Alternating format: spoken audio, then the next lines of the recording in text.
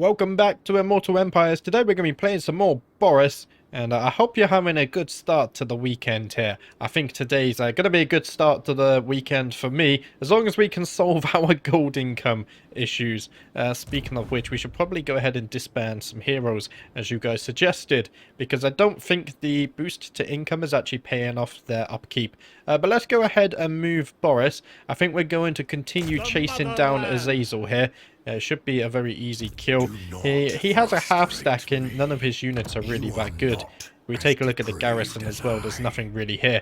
So we should be able to kill Azazel next turn, unless he keeps running, which, knowing him, probably he will. Meanwhile, let's go over to Katerin. Her army is replenished. Now, we really need to get a battle in or something this turn. However, it just doesn't look like it's possible, is it? They're recruiting an army down in the Frozen Landing. However, that's where we're going to head us.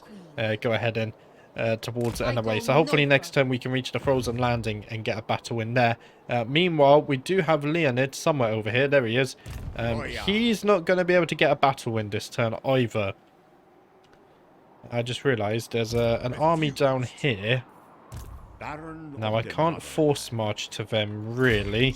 However, what I might be able to do... let's see, if they're going to take the Port of Secrets, I think we should start moving our way down here, just so we can attack them next turn, and that will at least give us some... Oh god, look at our gold income per turn now. oh dear. Let's check the Ataman pop-up we have. Okay, it seems we can put... there we go. Ataman decision required. Kislevian coin. Appropriating funds and channeling them for the benefit of their charges is a sworn duty of the Atamans. Should the funds go towards investment or to better bolster the defences against insurrection and overt enemies. Income from all buildings plus 10%. That could be extremely useful right now. Or... enemy hit... yeah, let's go for the income plus 10%. However, that's not really going to help us right now, is it? Sadly, I don't think so. We go ahead and look at the Ataman overview. We're only earning 210 gold there. However, we can't really put him anywhere else to earn more gold. Oh dear, bit of a situation here. It's fine, I'm sure we can find a way out of this. Let's go ahead and check our diplomacy. Maybe there's some diplomacy to be had. Sadly, they're not going to pay us for this one. Yes. Interesting. So what we might have to do here, if I exit out of this, we're probably actually going to have to find some wars to join. Maybe we can speak to the Bretonnians. Let's see, I will join your war. We could join the war against the Shadow Legion. Is that Bellacourt? It might be. We could join against Ikit. Ikit's very far away from us. They would give us 2,400 golds for that. So let's go ahead and do this. There we go. What's our gold like now? We have just enough to cover our predicted income. Okay. We're in a dangerous situation. Hopefully next turn we can get some battles in, though. And then we'll be okay. Or also, what I could have done, actually... let's see. These guys here are only giving us 5% income. They're costing us 297. If we go ahead and look at how much gold we're generating here, though, we're generating 2,200. So 5% of 2,200 is not 297. It's much less than that, actually, isn't it? So actually, having these... Frost Maidens here is not doing us any good, so let's go ahead and disband them, and that will actually save us just a little bit of gold here, I think. There we go. Yeah, just save us a tad bit of gold, so that does help us as well. Right, we're gonna survive another turn financially. Let's go ahead to turn 87. And there we go, we did survive another turn financially, however this turn's also going to be a struggle. We'll have to approach this every turn for a while, it seems. We could just disband an army, however, I don't want to do that unless we absolutely have to. Right, the pestilence scheme has been performed, so someone has a plague, and we do have a new mission. Eliminate the following lord in battle. So we did lose the Port of Secrets. I don't think that was a tier 1. So we're going to have to do with that. And Eleanor has completed her training. However, we're not going to recruit her because simply we just cannot afford it right now. Right. Leonid can actually reach the Port of Secrets. I think this is an army we can defeat. Cements my power. Although we are quite damaged right now. How I think we can do it, right? Let's go ahead and attack the Port of Secrets. I think with a bit of checkerboarding, this should be an okay battle. In fact, we could just fight it and take the one loss. That is a Pyrrhic victory. But do I think we can do better if we manually fight this? Maybe.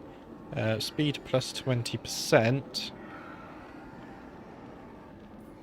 It's a lot of skin wolves. Anti-large, frenzy, regeneration.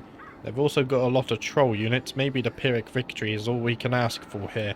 In fact, I think I'm just going to take it. We do only lose a Kossar, and a Kossar isn't really a valuable unit. So let's actually go ahead and take that. I think I'm okay with that. 5,400 XP, 3,800 gold. That will go a long way to helping us. Unfortunately, we don't get anything to resack it, so we're just going to go ahead and reoccupy. There we go. Enemy killed in battle. Very nice. And we have sold our gold for at least one turn here. And we also gain a tax collector. Income from all buildings, plus 10% in the local region.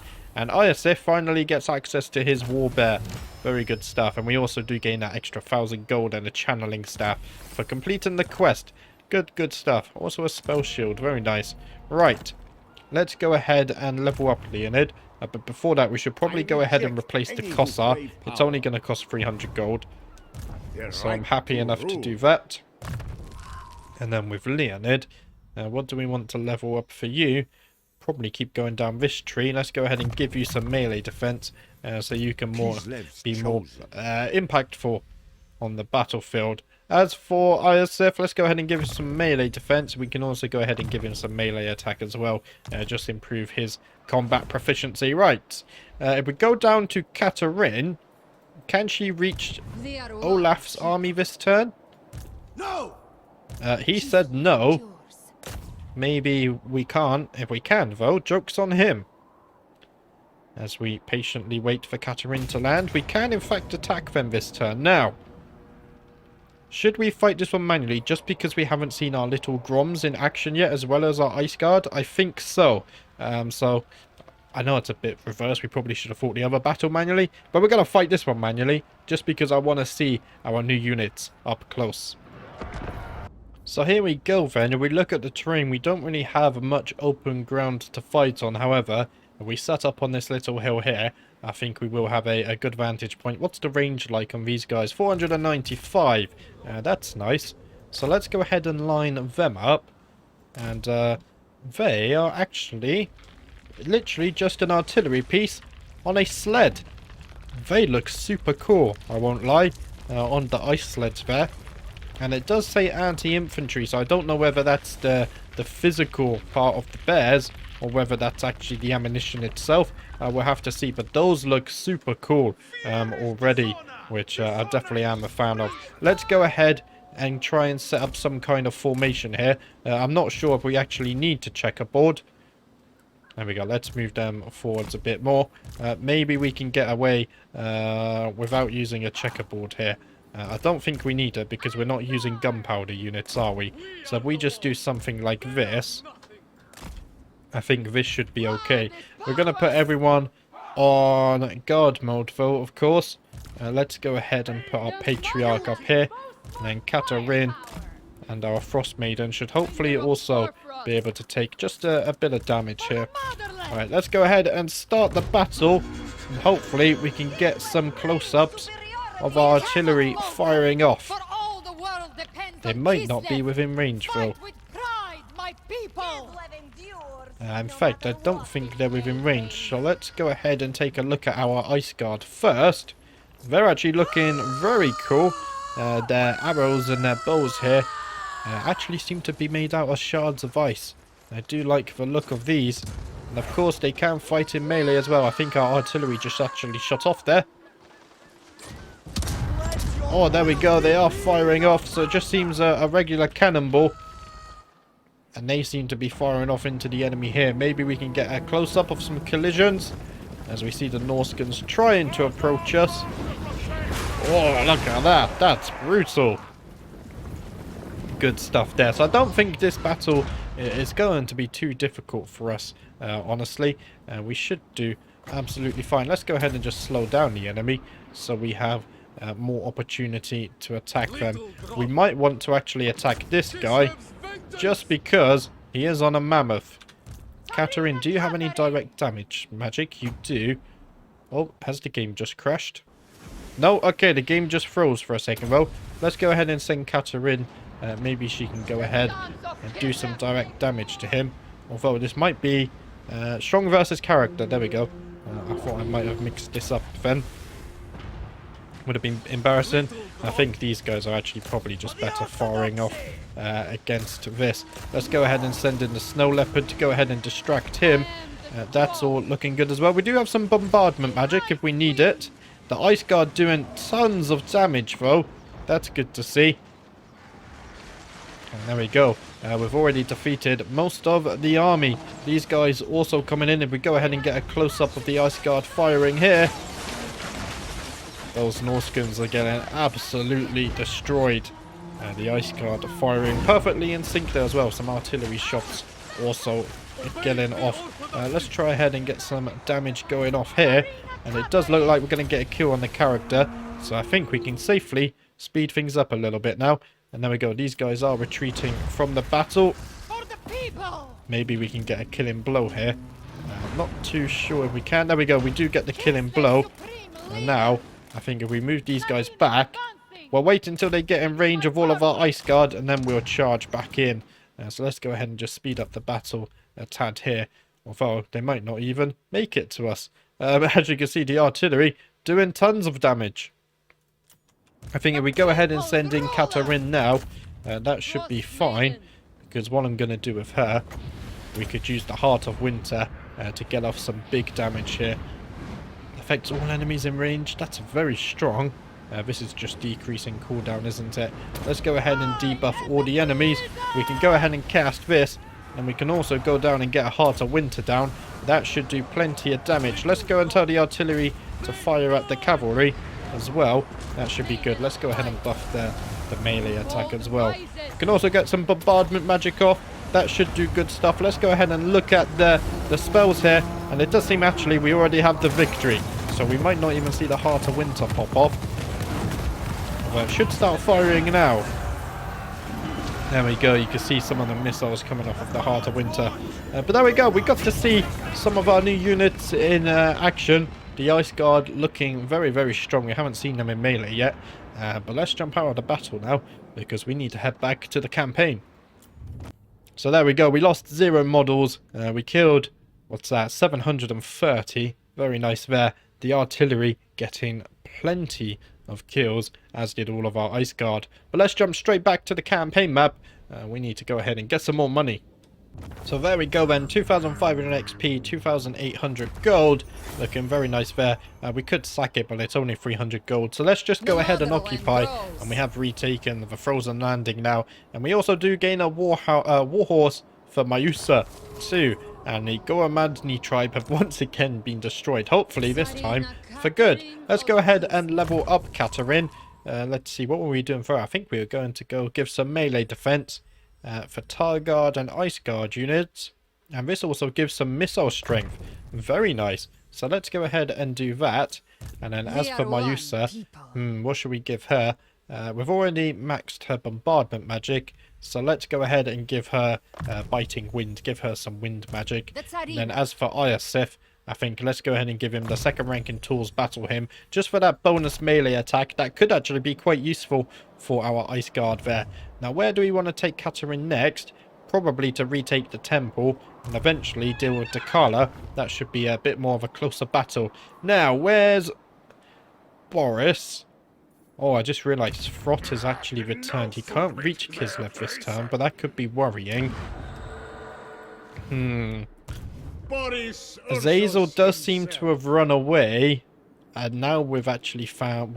We're quite close to the vampires now too. Let's go ahead and just delete this settlement though. That's going to be a decisive victory. We don't have to fight this one. There we go. We basically took no casualties. 1,600 XP, 800 gold. And I think we will just go ahead and raise this.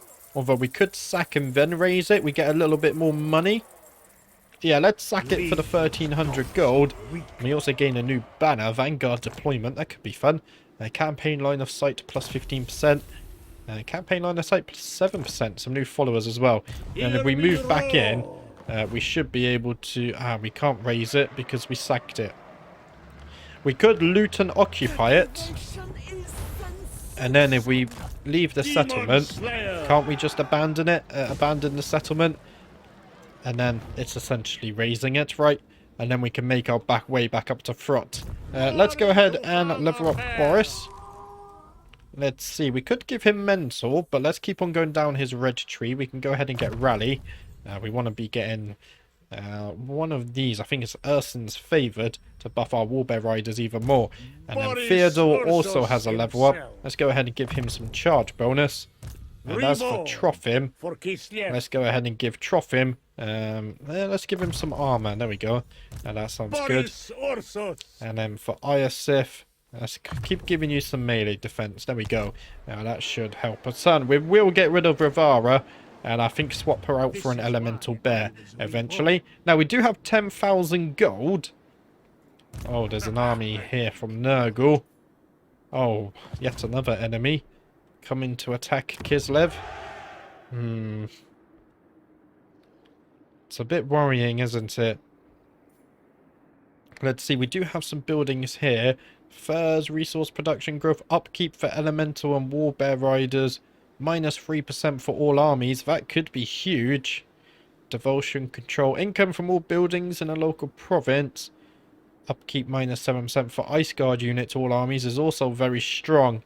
Which army are we paying more upkeep on, I wonder?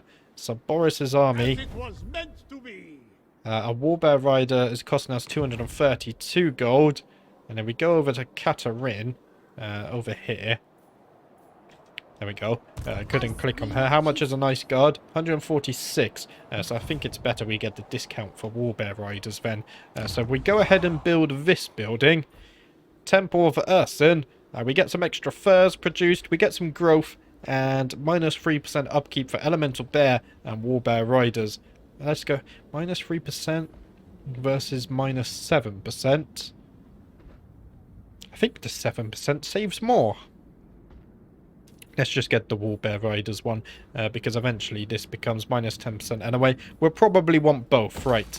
Let's go ahead and do that. Unfortunately, that means we can't upgrade any of the defense buildings, because it just costs a bit too much gold. Could we upgrade anything else? That's 2,000 gold. 1,500. In fact, if we check out diplomacy, maybe we can get a bit extra gold. Champion. Aye. Doesn't seem to be anything here, so maybe we can join some more wars. There we go, wrong button. If we go ahead and join some more wars, we could join the war against Bellicor here. Not Bellicor. I forgot it. No, yeah, Bellicor. I was confusing Belligar and Bellicor. Oh dear. 2,300 gold for this. The Shadow Legion. They're all the way up here, but they can teleport into the Empire. We got to be wary of that. However, we need the gold. Let's do it. If you desire it. There we go. We wanted the extra gold because we need to build up Kislev, really. Get those extra defenses flowing. There we go. Let's go back over to Kislev, and then what we can do is, let's see, we could upgrade the defenses, or I think we should upgrade this. Income from markets plus 2% faction white. It's only an extra income from farms. Let's go ahead and upgrade this. Now we could also upgrade this, and we still have enough gold on the end turn here. That's looking fine. Right, let's go ahead and end the turn. We also have a province thing here. Income from all buildings. There we go. That should also help us next turn. Let's go ahead to turn 88. Vitevo is being attacked by the Skaven. I don't really mind if we lose this. We don't really have a chance to win if we fought it manually anyway. As long as Kislev and Prague stay standing, that's the two cities we really want to keep now down here. Oh, the prince has arrived at Volcano's Heart. Again, I think this is a case of the the auto-resolve doing much better than I probably could do, because I don't think this army here could take on the prince. I don't think so, right? Let's go ahead and look at the map. I think it's a settlement battle as well.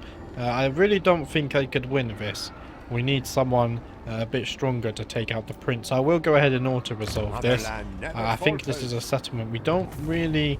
we're not too bothered about either. So let's go ahead and auto-resolve this one. We're also going to lose Novchozy to Frog. That's fine. Katerin can come and deal with him in the coming turns. We are Kislev. And we did lose Vitevo because it was sacked. And wait, does that mean it didn't get abandoned? Oh no, it's Nagenhof that we chose to abandon. Okay. And we did, of course, Novchozy was sacked. Oh, it wasn't occupied. Interesting. And Grimgul's boys has now confederated the slaves of Tsar. So suddenly our Norskin neighbours are now Greenskin neighbours. Oh dear.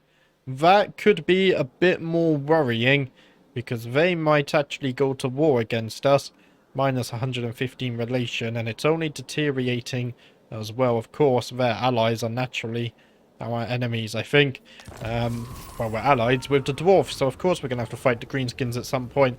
The volcano's heart was raised, so we have lost that. The prince slowly making his way here. Leonid should probably be able to deal with that army. And we are bankrupt. Our coffers are empty. This will have dire consequences for our dependents, and soon. Oh dear, we might have to get rid of an army. If we get rid of an army, it would probably be this one. New technology though, plus 15% weapon strength for leopard units. And we have already queued up the next technology, so that's fine. We do have an imminent rebellion in Novchozy as well. So we're going to have to deal with that. Things are getting quite chaotic at the moment. Let's go over to Boris. Can we reach Frot this turn? Unfortunately not. Now, I kind of want to chase after him though. Oh, there's Azazel. I also wanted to chase after Azazel too. However, we go down here, there's a high risk we're going to have to take on multiple vampire armies, and I don't want to stray too far from Kislev. We need to be able to defend it. So let's go ahead and make our way over to Frot. And I just realized we're going to be taking attrition damage now. That was a bit careless of me. What kind of attrition damage is this? It's hard to actually... There we go. It's because we're bankrupt, of course. Of course. Oh, dear. Katerin, can you have a battle this turn? You can't actually reach anyone. I was hoping she would be able to reach Frog this turn. She could definitely take on Frog. Let's move her towards him. And I think we have no choice now than to disband Leonid's army. By blood. What if we just combined some units first? I mean, it's not good enough, right? We're gonna have to delete, I think. I think I'm set on deleting this army. We might just have to give up the north in an attempt to save Kislev and Prague.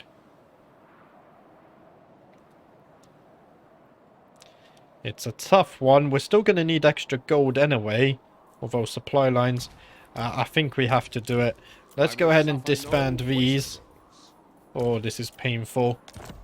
And if we disband him, maybe supply lines makes us profitable just. Oh dear. So there's going to be a rebellion spawning here. Oh dear. We're still taking attrition damage. Luckily not too much. And it seems we're down to Boris and Katerin. The good thing is we have two very elite armies. So we can easily gain all of this land here, I believe.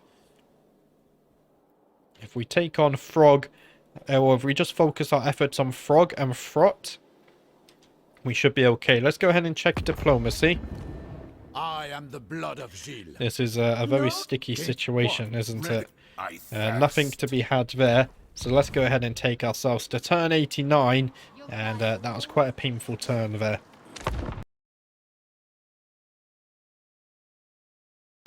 And it looks like Novchozy is under attack again. This time from the Kislev rebels. We're not going to be able to win that one, sadly. However, I don't think they can take the settlement. Oh, they did. Okay, interesting. And it looks like we get another rebellion, this time in Novchozy again. Oh dear. Okay, and the Scheme of Doom has also been performed. And of course we did lose Novchozy here to the Kislev rebels. Oh dear. Interesting stuff is happening. We have a new mission. Carry out a successful assassination attempt against the following character. So that's a Skaven character. We would get 600 gold. Frot is right here as well. Sadly, that's all we have time for today. But next episode, we're definitely going to start the episode off by attacking Frot.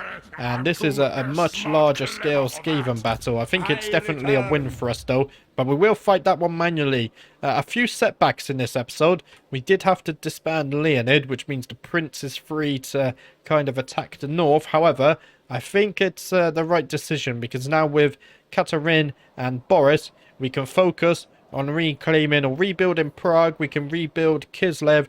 We could even go west. We could retake, is it Wolfenburg, I think it is. And we could just work in general on trying to wipe out Frot, and especially Frog. And then we'll probably come south and try and deal with the vampires. So it seems our focus has shifted now more towards the Empire lands over here. So we'll see how that turns out. Sadly, that's it for today. I will be back on Monday with the next episode. Thank you for watching, and I will see you next time.